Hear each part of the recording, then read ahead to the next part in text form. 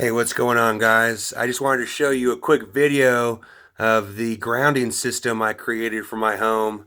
So a little bit of background, my home is not grounded. It was built in the 40s, and back then, the wire that they ran for the electrical in the home was two conductor, not three conductor, which is required for grounding. The two conductors being the hot and the neutral. And the third conductor, which is what they run nowadays, is for the ground. But I'll show you this little deal here. So I've got this little guy. This is just something I found at Lowe's. Actually, I've had this for years and years. I was an electrician for a long time. And I'll show you what it does. So normally, you can see on this little thing, it'll say correct, right? And it'll have these two lights light up, which are these two right here. And if you have no ground, it'll say open ground. And that's the yellow light in the middle. So you plug it in and you see, oh crap, my house ain't grounded. It's got the one light in the middle, which means open ground. So I will show you what I did to rectify this situation. And it's pretty extreme. A lot of people are going to say, you did a whole bunch of work and went to all these crazy lengths to get grounded, but I live in the desert. I have dogs. My shop is on carpet. I live in an environment that is basically the perfect storm for electrostatic discharge. And I'll go show you outside what I did. So here we are outside. And you can see that the ground is a little bit fresh right here where I buried the rod.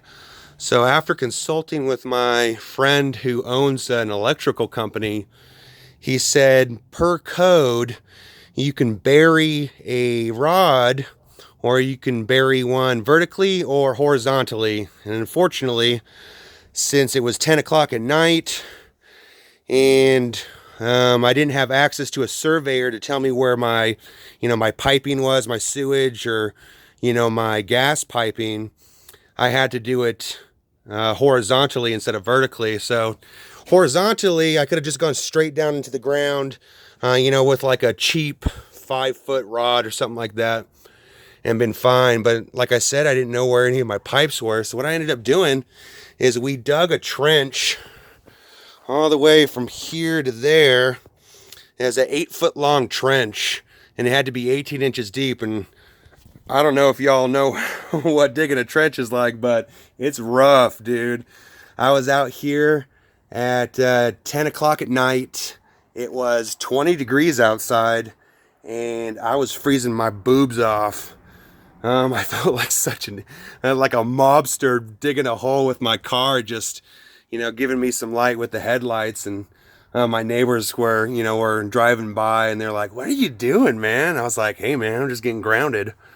So what I ended up doing is I buried that rod, like my electrical buddy told me to do.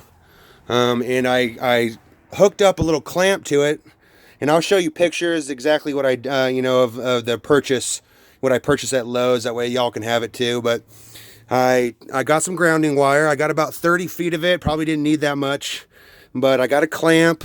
I stripped the wire at the end of this grounding wire, and I believe that's number 6 stranded. And it's green for ground, right? And so I stripped the end of the wire. I put it in between the clamp and the pole and the grounding rod, and I clamped it down really super tight. That way it would never come out. Put all the dirt back into place, and the wire I ran up here into, and this is my window here. Check it out, this is my window. And I just ended up going through the frame of the window. I didn't really want to have to open the window, and have something coming out, because, bugs or whatever. So what I ended up doing is drilling a little small hole. I had this long bit, probably 2-foot bit that I ended up drilling this hole all the way into the inside, and then I'll show you what I did on the inside. So here we are on the inside, and I ended up coming through, the frame right there. You can see where the wire comes in. I put some wire ties on it. They're plastic.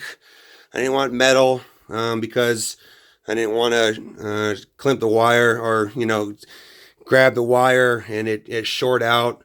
And I really honestly didn't want it to be connected in any way to the paint that's on these walls. Like I said, my house that I own was built in the 40s. So there's no telling what kind of lead-based paint is on these walls. And so what I ended up doing is I ran the wire into this box right here. And I'll show you exactly. Now I loosened up this 3 screws already just so it'd be easy, but ran the wire into there, sealed it with some silicone, and I'll open this up real quick.